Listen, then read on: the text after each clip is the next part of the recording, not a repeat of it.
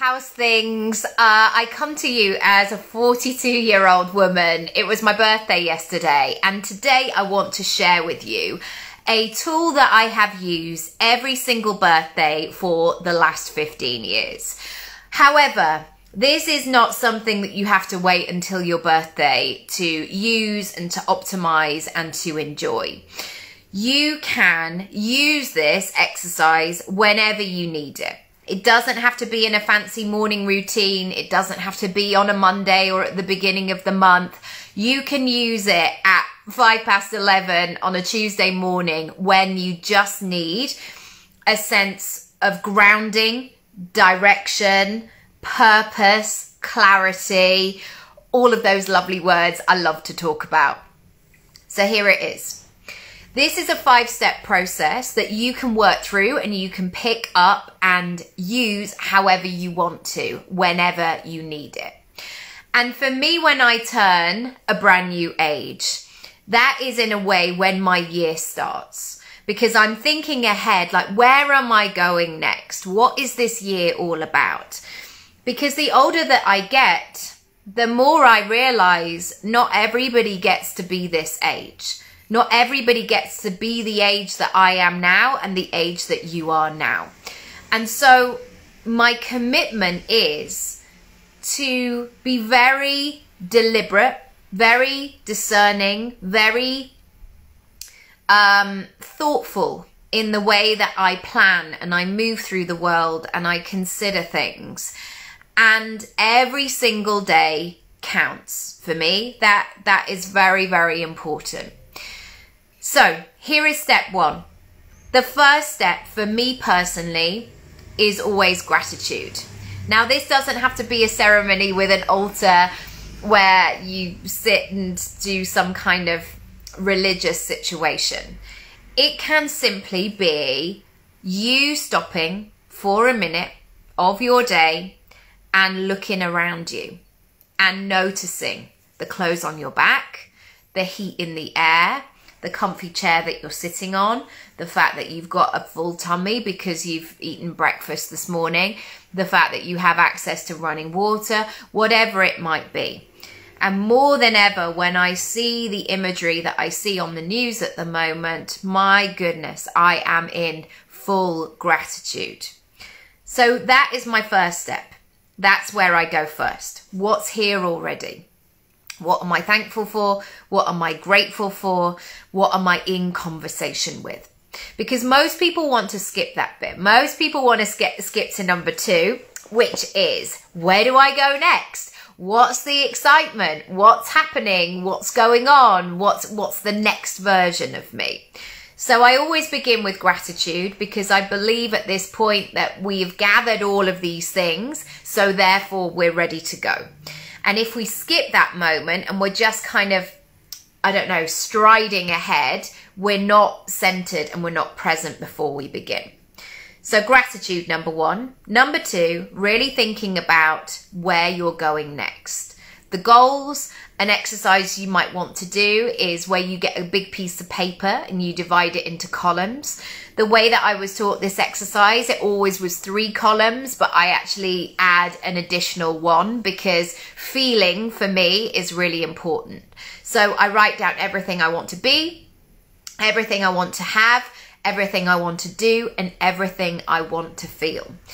And I encourage myself every step of the way to get very, very specific in this detail. So I don't let myself get away with these woolly statements. You know, when you write things down and you're like, well, I kind of want to be, I don't know, more confident or make more money or travel more or have more time for me. Like, what do those things mean? I really get into the nitty-gritty. Step number 3 is about a self-reflective exercise whereby you fully explore who you need to be in order to become that person that you need to be. So sometimes what this is a sense of clearing the decks. So it may be that you're embarking in your kitchen and I'm giving you a very kind of physical visual moment here. You want to embark on cooking a 3-course dinner that's going to absolutely wow your family, that you're all going to enjoy to eat. You get to your kitchen and it's an absolute tip. Nobody's loaded the dishwasher, there's all sorts of breakfast stuff going on, and it hasn't been touched. In order for you to be able to become the chef of your own house and kitchen and create this amazing 3-course meal, you have to clean up the other stuff to make space for that. Yes, of course, you could work around it and shove a few bits to the side, but it's not going to have that same level of elevation. So in step number 3, I'm ultimately cleaning things up, releasing stuff, moving stuff to the side that is not in alignment with where I'm going.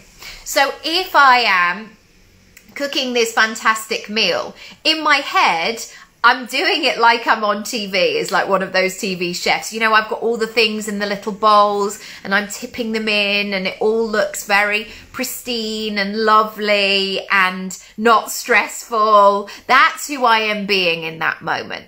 So that's step number 3 of cleaning up the space, whether that's physical, whether that's energetic, is really, really important as part of that process. Now we get into the really juicy stuff. And you may think, well, I've done this in step number 2. I've done it already. And I would like to throw something else into the mix. Number 4 is ultimately the same as step number 2. So we've had gratitude, step number 1. Number 2, setting goals. Number 3, cleaning up the space and getting things ready. Number 4, we go back to the goals. And already you might be thinking, I've literally just done that, Nikki. What are you on about? The thing is, when we come to goal setting, I believe most of us fall into 2 camps. We write things down that we maybe think that we should have. As in, we might write, I don't know, I want a fast supercar or something. Maybe I should have like a fancy car. Whereas actually the truth of my situation is I don't really need a fancy car. And like, I don't need a 2-seater because I've got 2 children that I need to get in the back of a car. So that goal is not necessarily relevant for me. And also, even if I had a fancy car that, you know, I only took out a runaround car, only took out for a spin occasionally, for me, that would just feel a bit wasteful because it's not in alignment. It's not in my value system necessarily. And already as I'm looking outside, I'm like, well, that's 2 parking spaces I'd be paying for. That's 2 parking spaces I'd have to find. Our street, I believe, should be a one-way street. It isn't. There's all kinds of shenanigans going on out there.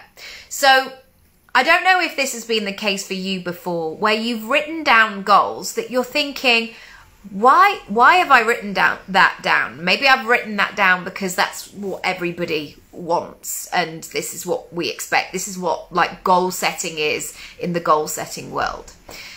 And the other part that I think many of us do, and that's why we go back into this step again, is we don't ask for too much.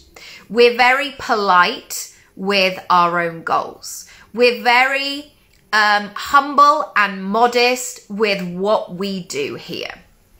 And what I have noticed as I have reflected over the last 10 years as a coach, there have been so many times where I've knocked my own socks off because I couldn't in a way have planned for what happened. The rooms that I was in, what I was able to do, that wasn't in the mix. That wasn't in my thought process. And so now the way that I approach this is to go for the ideal. And this is what step number 4 is. It's about going for the ideal. So there's so many moments when people might say, well, take a holiday destination. I'd just like to get away for a few days. If I could just go somewhere for a bit of sun, you know, these kind of casual things. And what I always do with clients is I encourage them to explore what that looks and feels like, because a bit of sun or like some time away for one person is going to be very different. Because actually, if somebody said to me, do you want to go to Magaluf tomorrow for a bit of sun and go clubbing every single night? A, I would be that person having a little sleep in the corner because I wouldn't be able to keep my eyes open. But B, that's not what I meant. And so this is your encouragement today, not only to go for the ideal version, but to really explore what the specifics are right here, right now. And then as step number 5, we go back to step number 3. So therefore, who do I need to be? Therefore, I need to be the kind of person who spends time with her goals, who therefore allows herself, gives herself permission to really explore the specifics of the desire, for example. And not just do this in a way where it's like, oh, I fancy doing that. That would be quite nice. I'm not becoming that person. So let's recap. Step number 1, gratitude. Be in gratitude. Appreciate what you have. Absolutely. So many people are on to the next thing.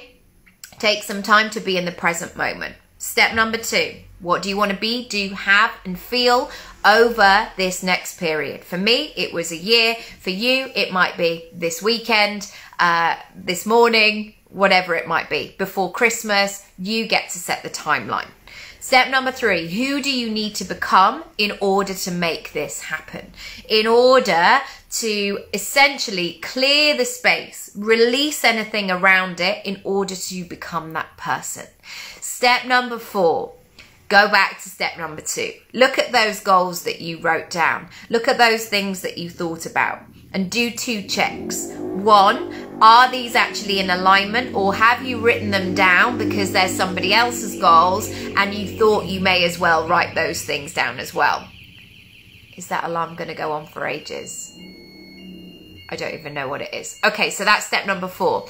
And part 2 of step number 4 is about really exploring the specifics, really getting into the details there. And step number 5 is about, again, really thinking about who is that person that you need to be. Now, you can look at this in 2 ways, this step number 5. You can immediately put that pressure on to change everything about yourself. And certainly there have been moments when I have in my own life said, none of this is working for me anymore. It's not working. It's time for a complete software update. Like you would with a piece of technology where you say, right, okay, I need to do a big overhaul here. But what might happen also is that you just need to focus and notice the everyday decisions that you're making. Meaning, is this decision that you're taking right here, right now, is it leading towards the goal or is it not? Is it delaying the process? Is you saying to yourself that you don't know the answer, the actual truth of the situation? And one of the things that I've noticed as I've reflected through this year is a lot of my beliefs, stories, behaviors, etc., a lot of them are outdated and I am ready to release them because there are blocks in the way, and this is just me speaking very honestly, there are blocks in the way that I am holding on to that either need to get fixed or they just need to go. Again, to give you a visual, it's like a drawer that won't quite close. So I need to make a decision to like take the whole thing out and actually look at what's going on, or put up with the fact that that drawer still will never close. I hope that has been useful for you today.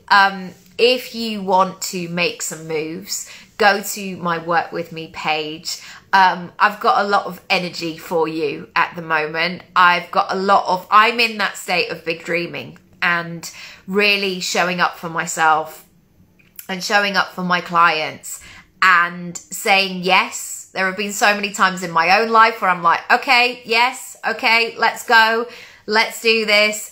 And I'm excited because I know there are lots of things behind the scenes that are brewing, the seeds that you are planting. So if you want help to bring all of that to life, I would absolutely love to help you. All the details are on my Work With Me page. You can find the link in my bio. And that's it for today. Lots of love. See you soon. Bye.